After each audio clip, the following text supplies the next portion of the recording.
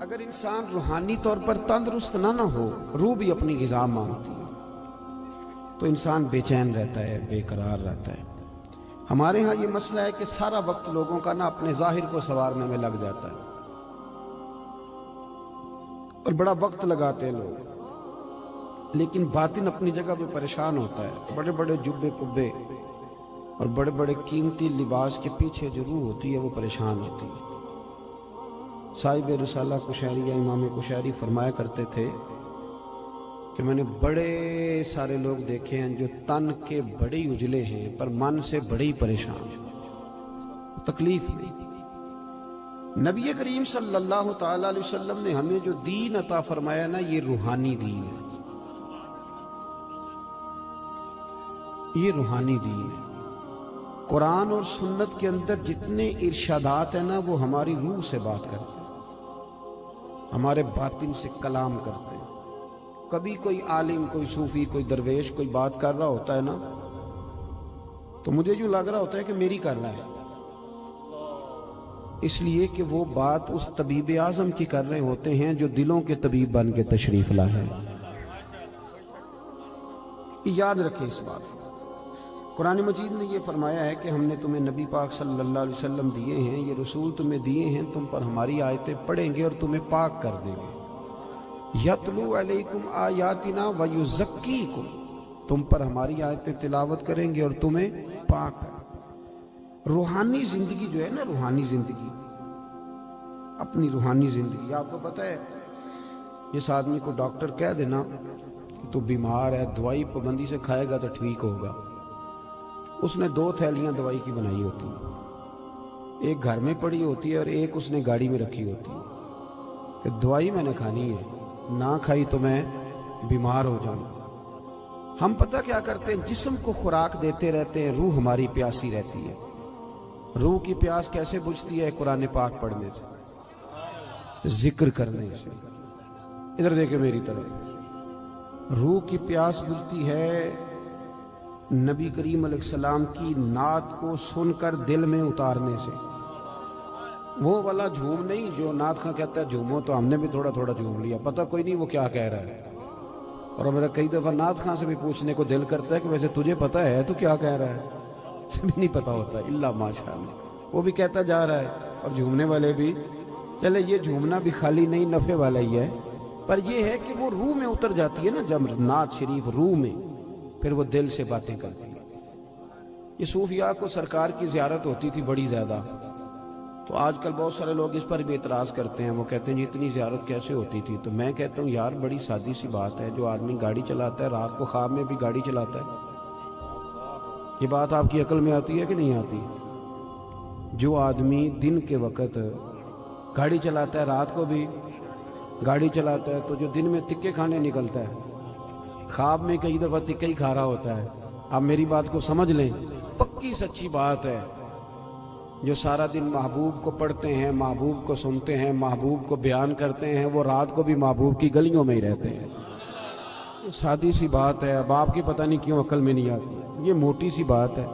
چرخہ جو be be دن کو چلاتی تھی، اگر اسے چرخہ نظر آ سکتا ہے تو امام سیوطی سارا دن حضور کی حدیثیں لکھتے تھے تو رات کو سرکار کی زیارت بھی کر لیتے تھے۔ ہماری جب روحانی زندگی مضبوط ہوتی ہے نا، تو پھر ایک کام اور ہوتا ہے۔ قرآن مجید نے کہا کہ وَالْآخِرَةُ خَيْرٌ وَأَبْقَىٰ، آخرت تمہارے لیے بہتر بھی ہے اور باقی رہنے والی بھی۔ روحانی زندگی کا تعلق انسان کی آخرت کے ساتھ ہوتا ہے، وہ پھر تھوڑے تھوڑے کام نا آخرت کے لیے بھی کرنے شروع کر دیتا ہے، یہ بھی اس کی روحانی زندگی کا حصہ ہوتا ہے۔ ورنہ تو ہمارے بہت سارے دینی کاموں میں بھی دنیا شامل ہوتی ہے، بہت سارے دینی کاموں میں۔ اور ہمارے صوفیاء نے ایک اور بات بھی لکھی ہے، فرماتے ہیں اگر آپ کی بہت شہرت ہونے لگ جائے اور لوگ بڑی عزت کرنے لگ جائیں اور بڑا آپ کو نوازا جانے لگ جائے، تو پھر بھی ڈرنا، کہیں ایسا نہ ہو کہ ساری نیکیوں کا تمہیں اجر دنیا میں دے دیا جائے اور آخرت میں تمہارے لیے مشکلات بن جائیں، یہ بھی مقام خوف ہے۔ یہاں بھی ڈرو، ایسا نہ ہو کہ سارا اجر یہیں تمہیں دے دیا جائے۔ میرے بھائی غور کریں، روحانی زندگی آپ آپ نے نا آپ کا ایک بینک اکاؤنٹ ہوتا ہے، آپ کو پتہ ہوتا ہے کہ اب میرے پاس کتنے پیسے ہیں، یعنی جس کی جیب میں جو کچھ ہوتا ہے نا اس نے پورا گنا ہوا ہوتا ہے. اور ہم بڑے سیانے ہیں، اب تو ہم نے ربڑ رکھے ہوئے ہیں، 50 والے نوٹ کو علیحدہ چڑھاتے ہیں، 100 والے کو. بڑے سمجھدار ہیں، رات کو گن کے سوتے ہیں کئی لوگ، سویرے پھر گننا شروع کر دیتے ہیں، شاید بڑھ گئے ہوں. یہ ہمیں پتہ ہوتا ہے کہ ہماری جیب میں کیا، میرے مکان کی ویلیو کیا ہو گئی ہے، کتنے کا خریدا تھا، اب کیا ریٹ ہے، مجھے پتہ ہوتا ہے نا سارا.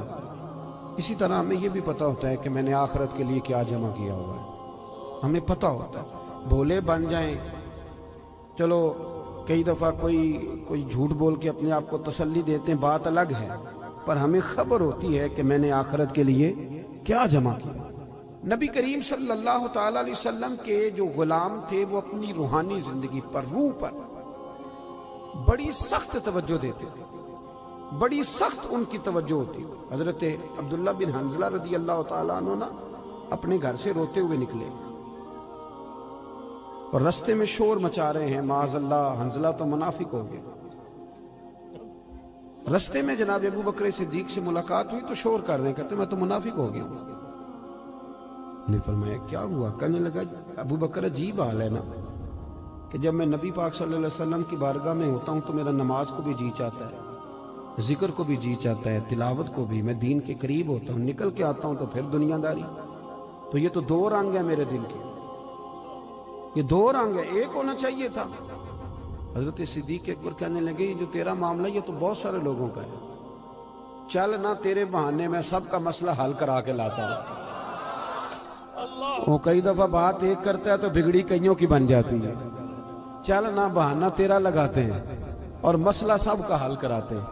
حضرت ابو بکر صدیق رضی اللہ تعالیٰ عنہ لے کے آئے، حضرت حنظلہ رضی اللہ تعالیٰ عنہ کو لا کے کھڑا کیا، یا رسول اللہ صلی اللہ علیہ وسلم ان کی بات سنیں. وہ عرض کرنے لگے حضور میں تو منافق ہو گیا ہوں. حضور نے فرمایا کیوں؟ عرض کی یا رسول اللہ جب آپ کے پاس ہوتا ہوں تو رنگ اور ہوتا ہے اور دنیا کے پاس جاتا ہوں تو رنگ. آپ نے میری بات کو سمجھنا ہے کہ عرض کر رہا ہوں.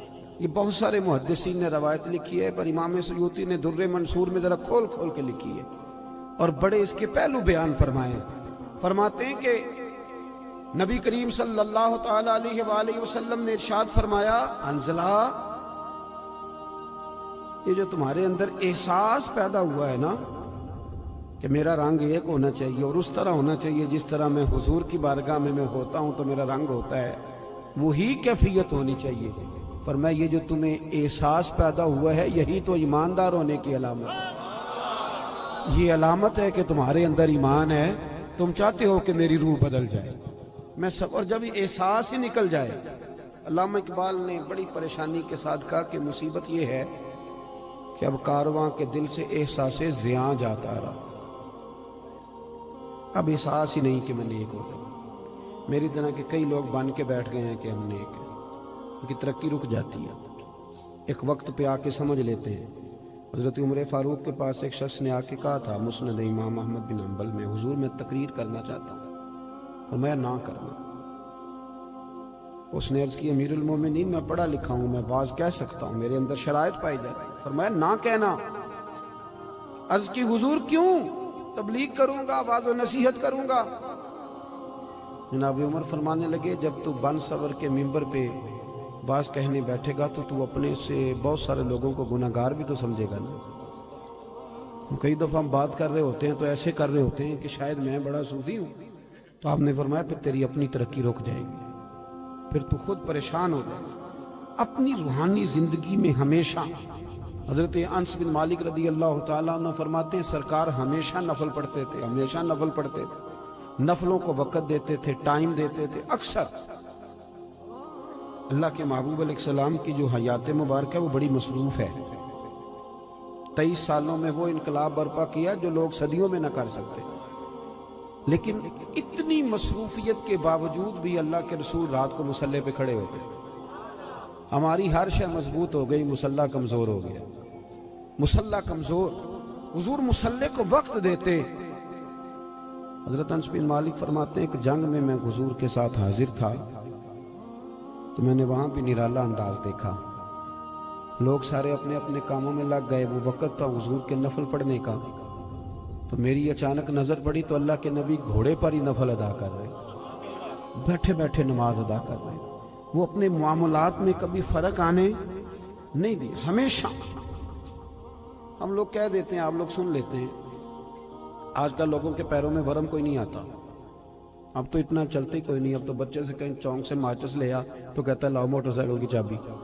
اب کہاں ورم آتا ہے صاحب، یہ دور ختم ہو گیا جب کبھی بہت چلتے تھے لوگ۔ اب تو حاجیوں کو بھی ورم نہیں آتا، اس لیے کہ حاج بھی زیادہ تر اے سی والی بس میں ہی ہو جاتا ہے سارے کا سارا۔ اب تو وقوف عرفات بھی لوگ بسوں میں کر لیتے ہیں، اللہ ماشاءاللہ، وہیں بیٹھے رہتے۔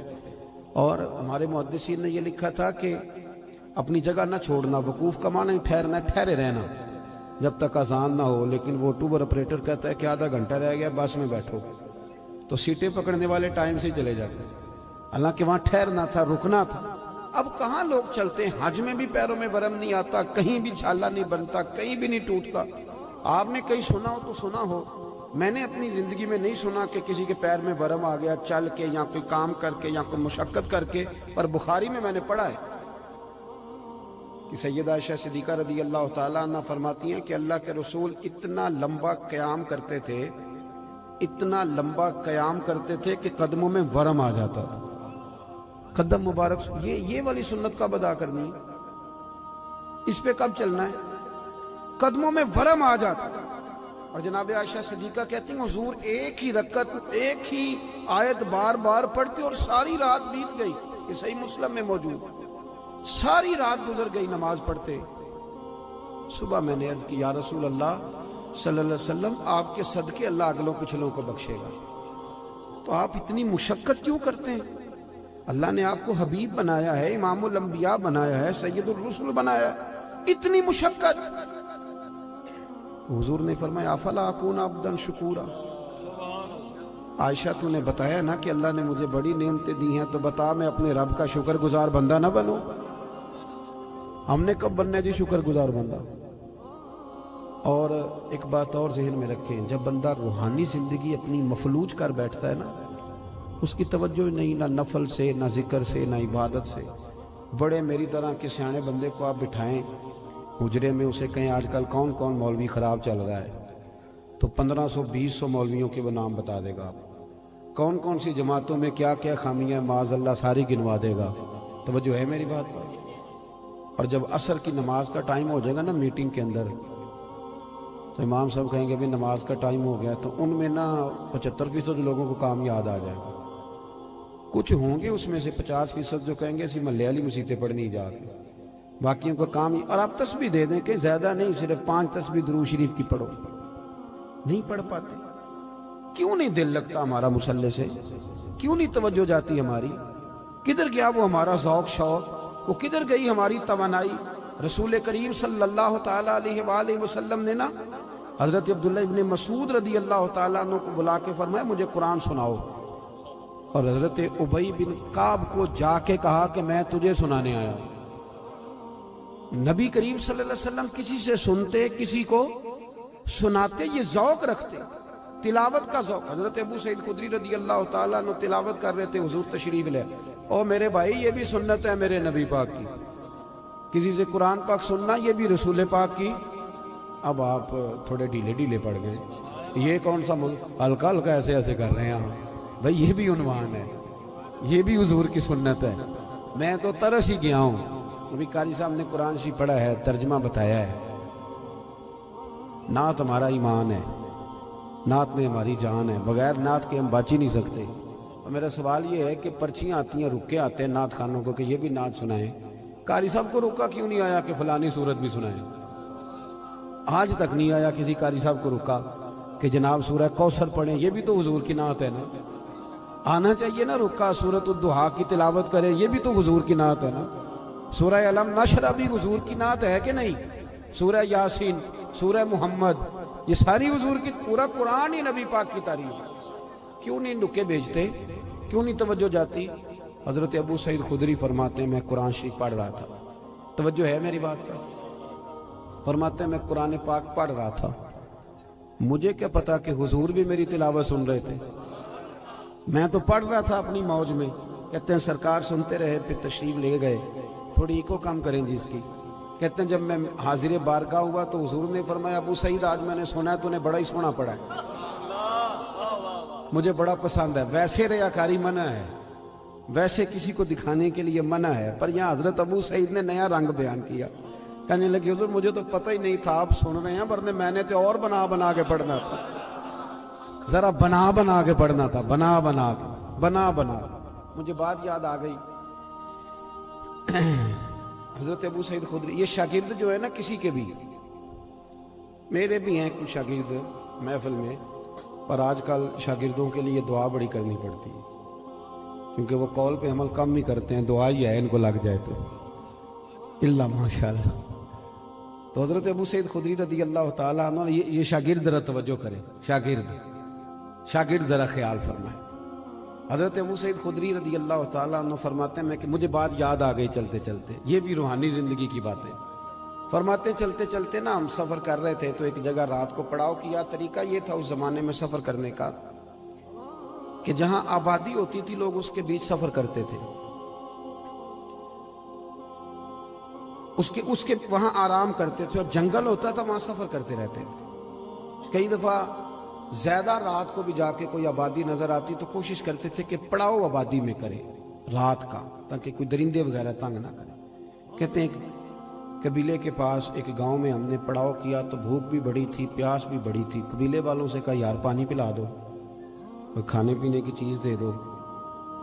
انہوں نے کہا جی آپ کو نہیں دینی، اسلام کے بڑے دشمن تھے معاذ اللہ، توجہ ہے میری بات پر، آپ کو نہیں دیں گے۔ اچھا جی، نہ دی انہوں نے۔ آدھی رات کا وقت ہوا تو حضرت ابو سعید خدری کہتے ہیں میں قیادت کر رہا تھا قافلے کی، تو ایک بندہ دوڑا دوڑا آیا، کہنے لگا کوئی دم درود کر لیتے ہو؟ اب تو یہ کام بڑا آسان ہے نا، تو اس کاروبار پہ آپ کو پتہ ہے انویسٹمنٹ ہی کوئی نہیں ہوتی، نفع ہی نفع ہے، جتنا مرضی کما لے۔ کوئی دم درود کر لیتے ہو؟ تو حضرت ابو سعید خدری کہنے لگے میں نے کہا کر لیتے ہیں۔ کہنے لگے چلو، پھر ہمارے سردار کو بچھو لڑ گیا۔ یہ روایت یہ حدیث بخاری میں بھی موجود ہے اپنی اصل کے لحاظ، اور باقی بھی بہت ساری کتب حدیث میں پائی جاتی ہے، روایات کے الفاظ کے اختلاف کے ساتھ۔ حضرت ابو سعید خدری رضی اللہ تعالیٰ عنہ فرماتے ہیں میں نے ان سے کہا بھائی کیا ہوا؟ کہنے لگے بچھو لڑ گیا۔ ایک روایت یہ کہ سردار کو، ایک یہ کہ سردار کی بیٹی کو۔ تو جناب ابو سعید خدری سے کہنے لگے دم کر دو کیا؟ فرمانے لگے دم تو کر دوں گا پر پیسے لگیں گے، تم نے جو کہا تھا کہ تمہیں روٹی نہیں دینی، تو جو اس طرح کا ہو اس سے تو کر لینا چاہیے نا۔ اب اس سے کوئی تقریر کے پیسے طے کرنے کی دلیل نہ پکڑ لے، نہ ناد خاں کو پکڑ دے، میں جہاں بات سنا رہا ہوں اس کو وہی رہنے دینا، کیونکہ ہم اپنی مرضی کی بھی استدلال کرتے ہیں نا۔ حضرت ابو سعید خدری کہنے لگے میاں پیسے لگیں گے۔ اب بندہ جب الجھ جاتا ہے تو پھر سارے پیسے دیتا ہے۔ اب وہ الجھے ہوئے تھے، پھنسے ہوئے تھے، کیا کرتے؟ کہنے لگے جتنے مرضی لینا، ساتھ تو چلو۔ حضرت ابو سعید خدری رضی اللہ تعالیٰ عنہ فرماتے میں ساتھ گیا، میں نے کچھ پڑھ کے پھونکا، شفا اللہ نے دے دی، شفا اللہ نے دے دی۔ وہ کہنے لگے جی بتائیں کیا لیں گے؟ میں نے کہا پہلے میرے سارے قافلے کو روٹی کھلاؤ، اور پھر 40 بکریاں لوں گا ایک دم کرنے کی۔ اے ریٹ ویکھیا جا ذرا، کتنی بکریاں؟ اللہ آپ کو جزائے خیر عطا فرمائے، اللہ آپ کو برکت دے۔ میں نے کہا پہلے کہہ دو اس سے کوئی دلیل نہ پکڑ دے، اب حدیث آ گئی ہے تو عرض تو کرنی ہے نا۔ حضرت ابو سعید خدری کہتے ہیں کہ روٹی بھی کھائی، پانی بھی لیا، 40 بکریاں بھی لی۔ اب صحابہ میں اختلاف ہو گیا، کچھ کہنے لگے لینی چاہیے تھی، کچھ کہنے لگے نہیں لینی چاہیے تھی۔ رائے کا اختلاف صحابہ میں بھی۔ ہمارے ہاں مصیبت یہ ہے کہ رائے کے اختلاف کو مخالفت بنا لیا جاتا ہے۔ اہل حق کے اندر جو اختلاف ہوتا ہے وہ تو رحمت ہوتا ہے، لیکن جرت نہیں کسی کی کہ ہماری رائے کے خلاف کو بندہ رائے، ہم تو اڑے ہوئے بڑی بڑی چھوٹی چیزوں پہ اڑ جاتے ہیں۔ بہرحال اختلاف ہو گیا کہ لینی چاہیے تھی کہ نہیں لینی چاہیے تھی۔ اب جب بحث ہونے لگی تو حضرت ابو سعید خدری کہنے لگے یار کیوں بحث کرتے، چپ کر کے سو جاؤ، یہ چند فرلانگ پہ مدینہ رہ گئے، سویرے اس بعد یہ نور میں داخل ہو جائیں گے، سرکار کی بارگاہ میں عرض کریں گے اگر تو حضور نے کہا نہ لینی چاہیے تھی تو پھر تو موج لگ گئی، اور اگر کہا نہیں لینی چاہیے تھی تو بکریاں واپس چھوڑ جائیں گے، کھانے کے پیسے دے جائیں گے، مسئلہ کیا ہے، سو جاؤ۔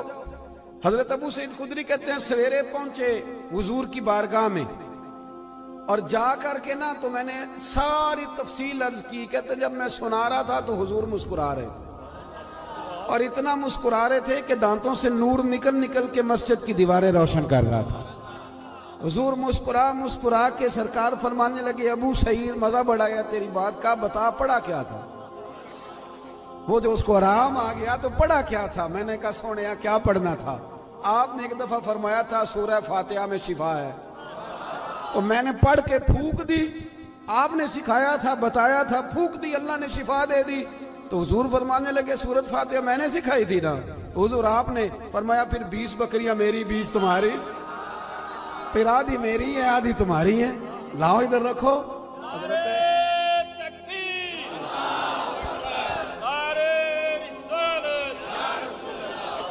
نعرہ حیدری، سیدی مرشدی، سیدی مرشدی۔ یہ ہے روحانی زندگی کہ آپ کا قرآن کے ساتھ وابستگی ہو، دلچسپ۔ آپ یقین کریں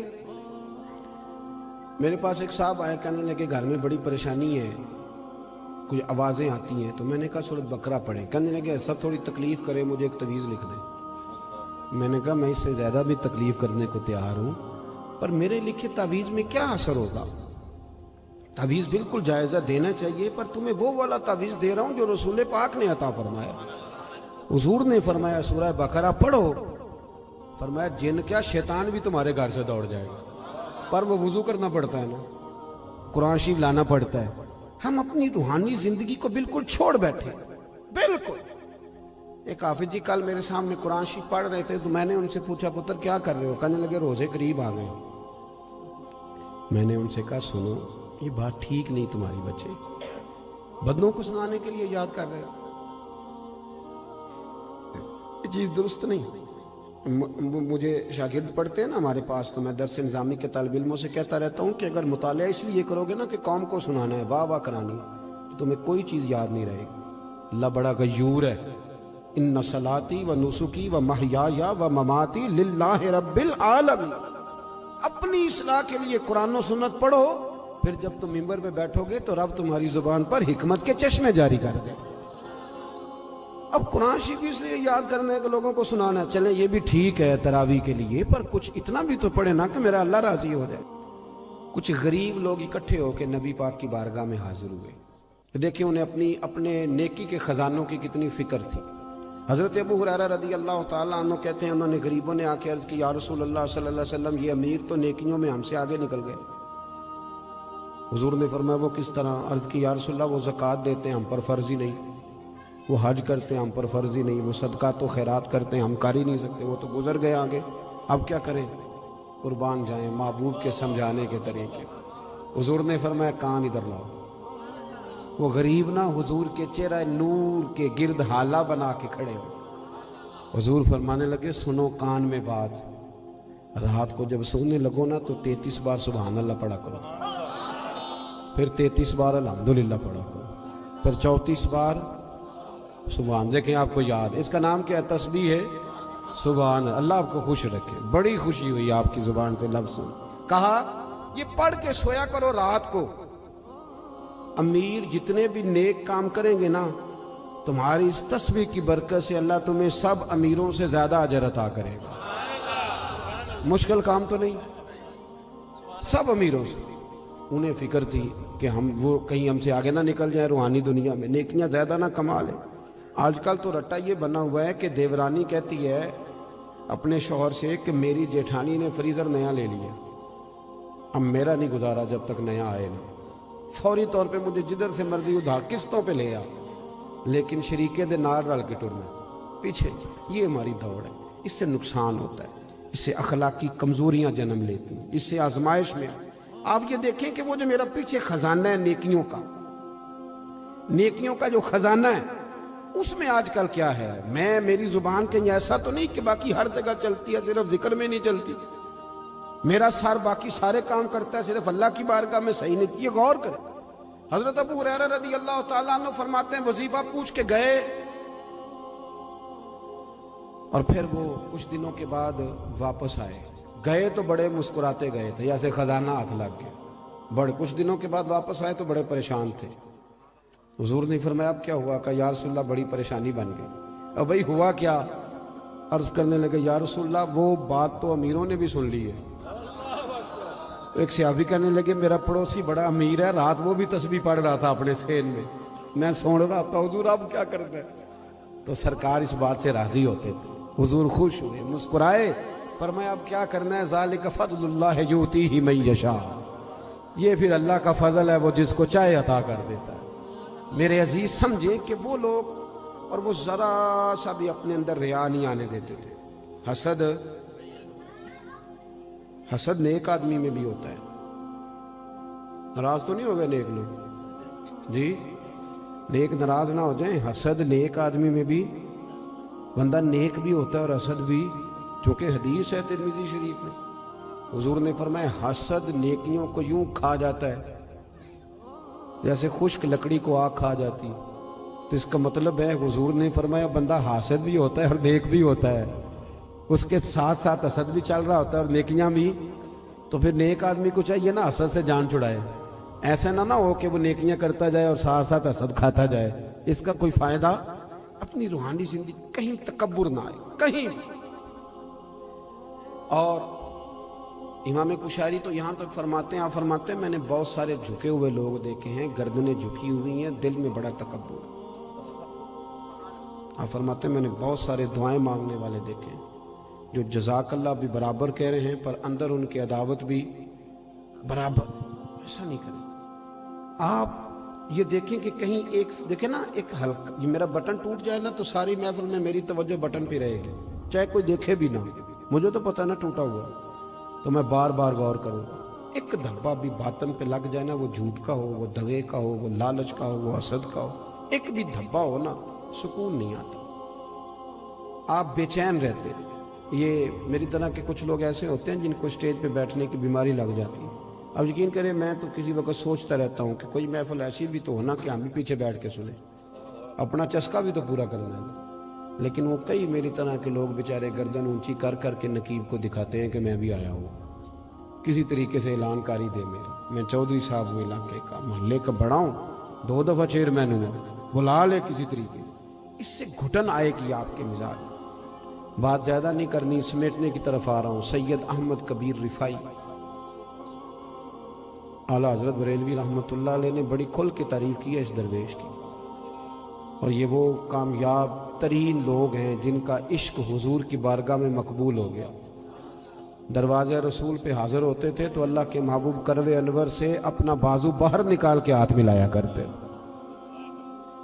حضرت سید احمد کبیر رفائی رحمۃ اللہ تعالی علیہ فرماتے ہیں کہ کسی نے کہا حضرت اتنا اونچا مقام کیسے مل گیا؟ تو آپ فرمانے لگے لوگ مجھے مفتی بھی کہتے تھے, عالم بھی کہتے تھے, کچھ لوگ میرے مرید بھی تھے, لیکن فرماتے میں نے ساری زندگی سب سے گناہگار مسلمان کو بھی اپنے سے افضل ہی سمجھا. کیوں؟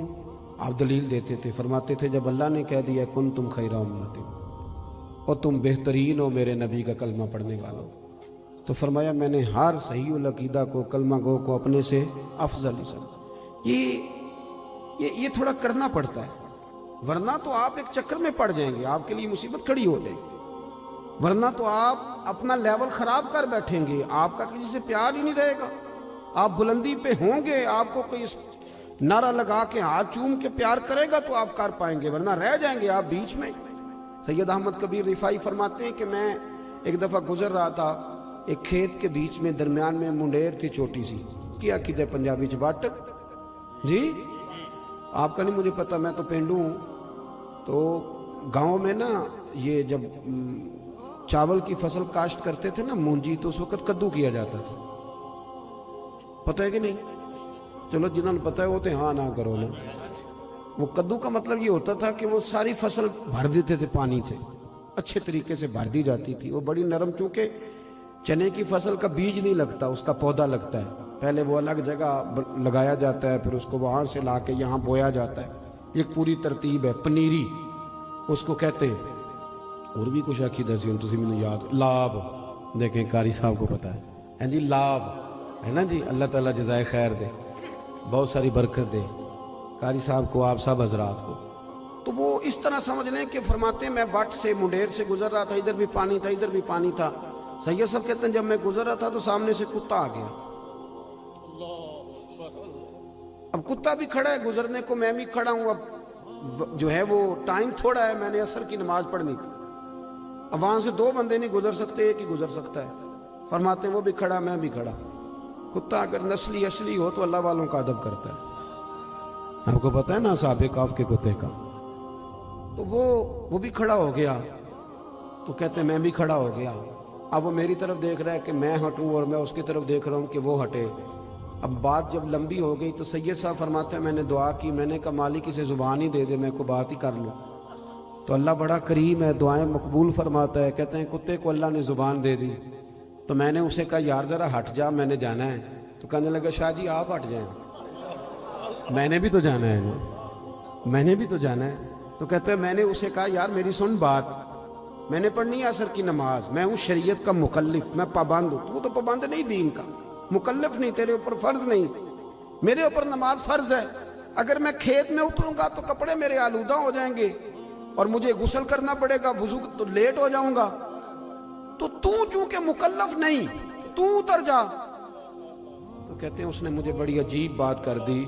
कहने लगा शाह जी खेत में उतरने से तो आपके कपड़े आलूदा होंगे, पर मुझे कुत्ता और हकीर समझकर अगर आपने खेत में उतारा तो आपका दिल आलूदा हो जाएगा और कपड़े तो धुल जाएंगे। वो क्या कहा था दरवेश ने? बाबा साहब कहने लगे राती जागे तो शेख सदा में, राती जागदे कुत्ते तैथों उत्ते, मालक दा दरमूल न छड़ दे, भावें मारो 100 जुत्ते, तैथों उत्ते एक बुरकी दा कदर पछानन, भावें मालक होवन सुत्ते, तैथों उत्ते उठ बुलिया चल यार मना ले, नहीं ते बाजी लै गए नहीं कुत्ते।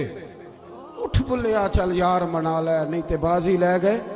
सैयद साहब फरमाते मैं छलांग लगा के उतर गया खेत में, कपड़े आलूदा हो गए, मैंने धोए, नए सिरे से वुजू किया, कपड़े बदले, लेकिन मेरा दिल बड़ा ठंडा रहा कि मैंने हकीर नहीं जाना अल्लाह की।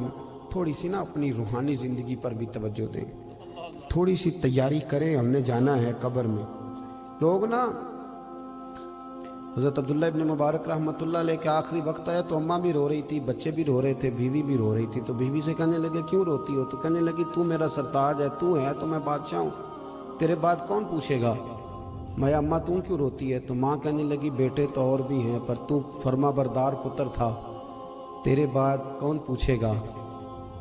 बच्चों से पूछा तुम क्यों रो रहे हो? कहने लगे अब्बा जिस तरह ब्याह करता है दूसरा तो कोई नहीं ना करता, तेरे बाद कौन पूछेगा? तो हज़रत अब्दुल्ला इब्न मुबारक कहने लगे ओहो मैं समझ रहा था मुझे रो रहे हो, तुम तो अपनी ज़रूरतों को रो रहे हो, मुझे कहाँ रो रहे हो? और मैं रो रहा हूँ कि मैंने आगे क्या लेके जाना। हमारी ना और हमारी बाकी वज़ादारी ठीक है, अब कहाँ वो लोग मिलते हैं जिनके कपड़ों पे पाबंद लगे। अब गरीब आदमी भी अच्छे कपड़े पहनता है, हफ्ते में 2 दफ़ा गोश्त खाता है, अब कोई ऐसा मसला नहीं रहा। लेकिन वो जो हमारी रूहानी ज़िंदगी थी ना, लेकिन ना मिशकात शरीफ में हदीस है, अल्लाह के रसूल सल्लल्लाहु अलैहि वसल्लम ने फरमाया अपने घरों में मस्जिद बनाओ, यानी घर में एक हिस्सा मखसूस करो नमाज के लिए।